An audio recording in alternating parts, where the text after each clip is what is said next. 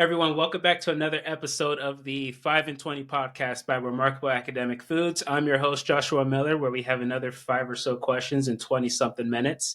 And today's topic is on guest experience, which, pun intended, our guest is Barbara Khozam. She is a customer experience keynote speaker, known around the world for her impactful, high energy delivery, outrageous wit, and ability to connect with her audience.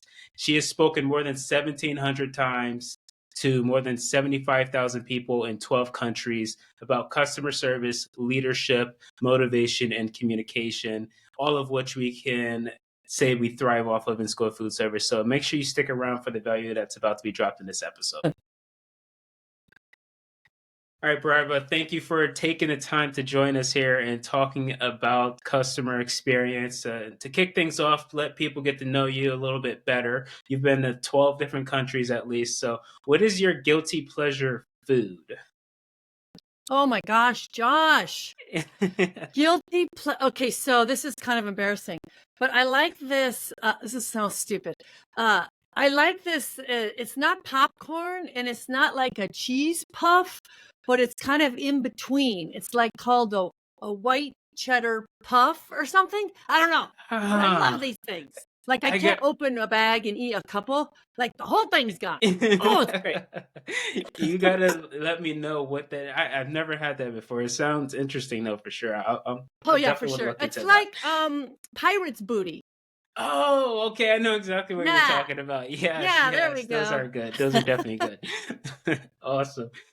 Well, here today we're talking about customer experience, which in school of food service can often be interpreted as guest experience or student experience because they really are a guest. You know, they don't have to come in and eat the food. They could bring food from home. And if they really just don't like anyone's food, they could just not eat at all and go hungry, unfortunately. But, you know, it really is a guest experience. And you believe that guest experience, or I should ask you, do you believe it's like a universal language? I've been looking at the different industries that you've spoken with, everything from hospitals to big fast food chain, and it really got me thinking, like, it is a part of almost every business, right? Yeah, it sure is. But what's common to one person is not to another, you know? And like something simple like smiling does not come naturally to a lot of people, you know? Like my relaxed face, like when I'm relaxed, I mean, like if you look at it right now, I ask the audience, like if I do a presentation, I go, my face is relaxed. What do I look like?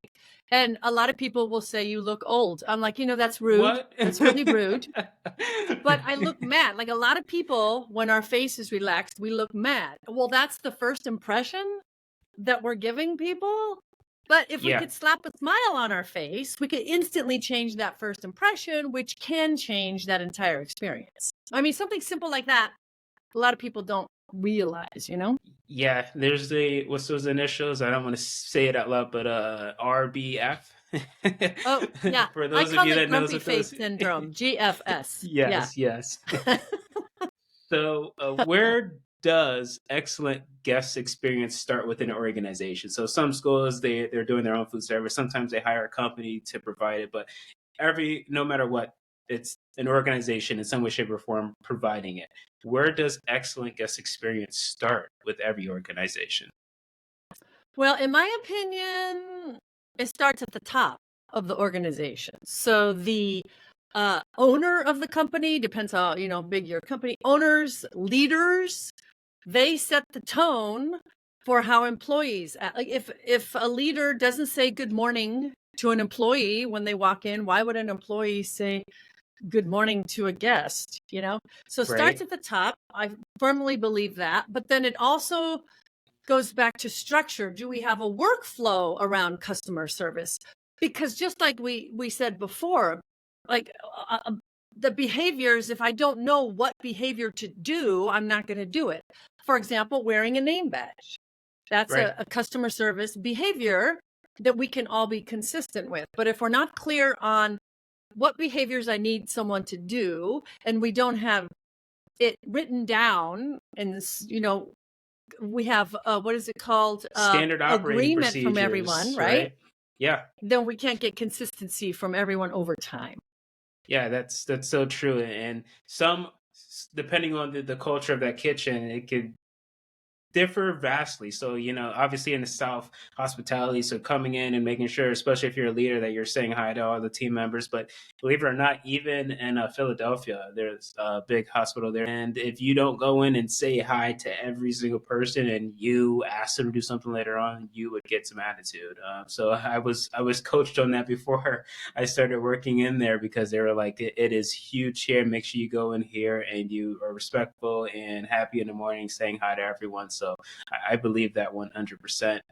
And Yeah. so, in terms of, so you talked about like the having policies in place and all that, but even just not necessarily by policy, recognizing team members that are succeeding in it. So recognize, reward, and praise. Do you believe that that's a key to impact? Why is Josh, it's so important. I feel like you're in my head. I'm like, that? yeah, exactly. And it's really sad because we recognize the bad stuff. Like that's super easy. You're late and where's your name badge? Blah. Yeah, But why can't we also recognize the positive stuff? Every human being on this planet wants and needs acknowledgement. Everyone wants recognition. But true. we don't do it. We don't do it half as much. I mean, we should be giving 9 positives for every negative. Mm, Leaders need to document when and to whom they're giving positive feedback. And it doesn't have to be like a super extraordinary thing. It could be, hey, Josh, oh my gosh, you remembered that patient, that customer, the student's name, and you used that student's name when they came in. Oh my gosh, did you see their face light up? yeah. Awesome. Thanks so much, Josh. I mean, this is easy stuff, right? But I don't think we do it enough. So thanks for reminding me. Yeah. Yeah, but there's a great opportunity for that. So I'm a huge, huge fan of pre-shift huddles where everyone comes Yes. together for the AM shift and then again for the PM shift, and you're covering topics, anything from what happened yesterday to what to expect today to what's on the menu. And those are key moments where you have everyone's attention. And again, yes, Yes. you have things to correct, but those are also an opportunity to talk about those successes, whether it's individually or as a team. So I believe that 100% is huge. No, that, Absolutely. And chefs, Josh, yeah, I got to tell you about those what did you call them? Huddles? What did you pre-shift call them? huddles. Yeah, Yeah, huddles. Okay. So one of the top 3 motivators of employees is feeling in on things. And that's yeah, what those huddles do, right? They know absolutely. what's going on, they know who's coming in, what food we got or no. But like that makes them feel a part of the team, and that's a huge motivator for a lot of people. So Yeah, I love that. absolutely. And sometimes I've had to let's say coach a little bit. So chefs are can be very aggressive and very matter of fact, and just having to tell them, hey, it doesn't have to be all about procedures and do this or do that. Throw in some of those positive vibes, because that the way that they're going to leave that pre-shift huddle is going to impact your service. Now That's right. it's pre-shift before the big rush comes in. Are they going to be in a positive mood or not so great mood? I So, agree. and you believe nonverbal communication, you can build that in seconds, not minutes, which I think is big, because for and it's a unique situation in the restaurant. Cooks can be behind the scenes, they're not customer facing and in that direct contact with them.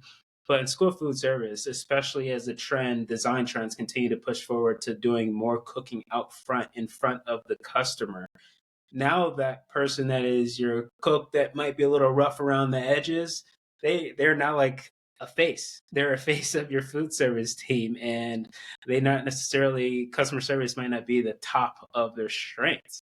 So where does Right. nonverbal communication come into with these scenarios? Well, nonverbals are everything, right? How does that saying go? It's not what you say, it's how you say it, right? It's not communication is not the words. Yeah, It's everything else. Our body like if I come into work and I'm kind of having a bad day, right? Well, my body language is automatically negative, right? Like I'm I'm slouched over. I got like the ugly face, and I'm and people don't have to look at me and they're like, "Uh-oh, you know, what Yeah, you stay dropped your away. smile," that kind of crap. Yeah. Sorry about my language. But if we can get our body to be positive, seriously, like if we can stand up straight, we can slap a smile on our face.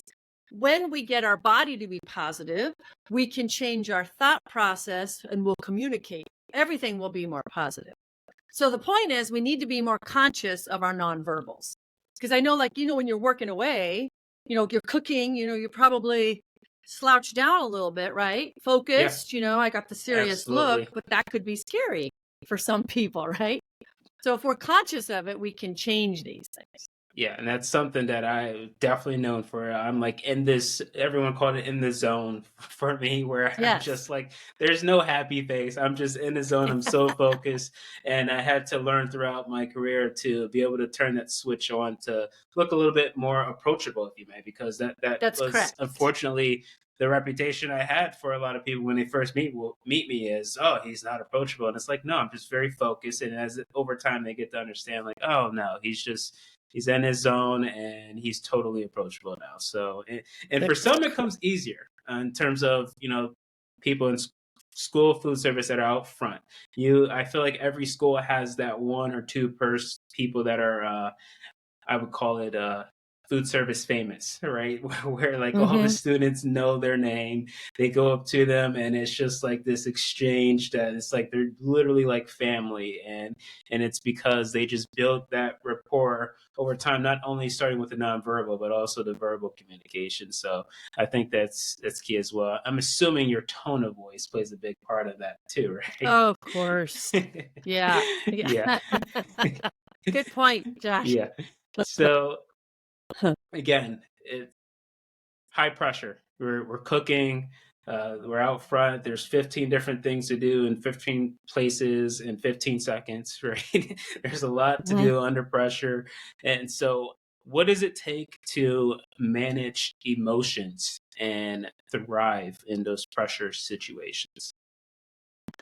Oh gosh, yes. Well, I think first of all, it's being aware when you're getting out of control. Like what are your physiological symptoms if you're starting to kind of lose it, right? Because when we Yeah. get angry or upset, what happens? Our adrenaline increases, right? So our heart rate, and like for me, Yeah. I start sweating, my face Yeah. turns bright red, but I can feel it. And so I Hmm. call it hitting the pause button.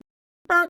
So when I feel like the heat, I can feel the heat like, uh-oh, uh-oh, Yeah. then I need to hit the pause button. What is that? Is it counting to 10?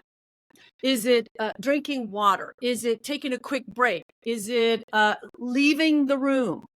But it's hitting the pause button so you can lower the adrenaline, lower the cortisol, so you can come back and be more effective, more calm.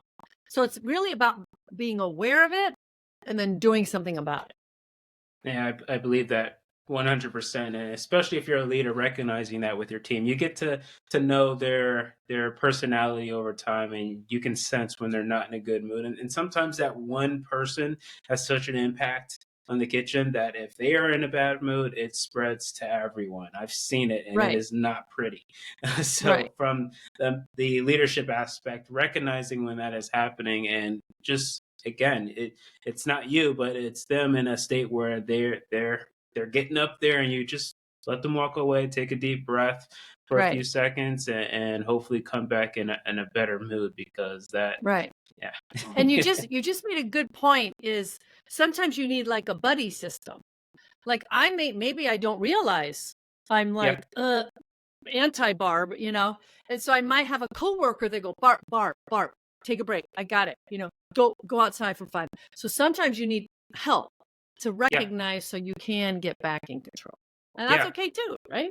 Absolutely. And I can't remember where I came across it. It was probably like a post or something, and it was basically saying like for every pre-shift huddle, going back to those moments, just taking the temperature gauge of the kitchen where everyone there can say how they feeling. And I think it was something very simple like, am I like like the doneness of a steak. Am I medium? Am I medium well? Am I well done? Like, where are you on that scale in terms? I can go down a whole nother rabbit hole of not only is this key for making sure that from the top down you have excellent customer experience, guest experience, but also that mental health aspect. That's definitely Absolutely. a key aspect of that, checking the pulse.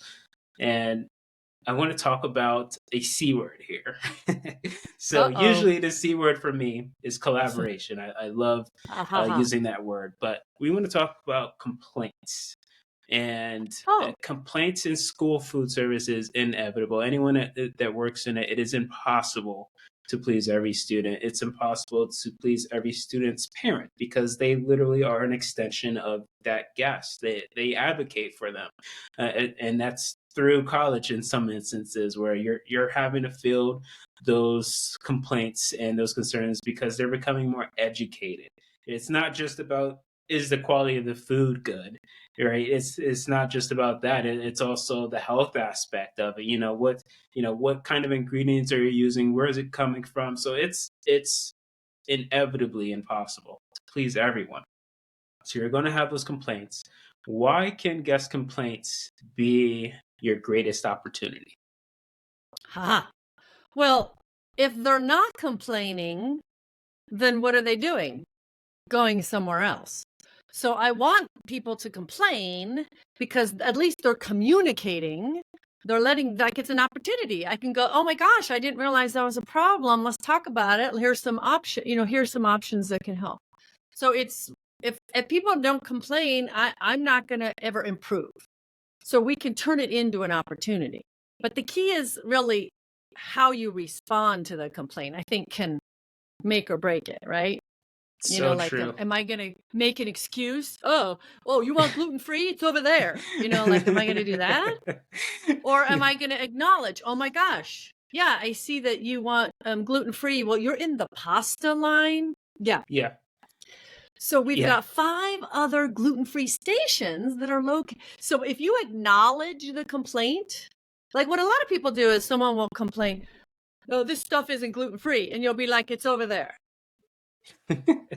Right? But So that true, no, no, so no. true. But if I acknowledge, "Oh, okay, I understand that you're looking for gluten-free. Oh, okay, I see that. Well, we've got 35 other stations other than the pasta bar that is gluten-free, so you might wanna try one of those. Yay, okay."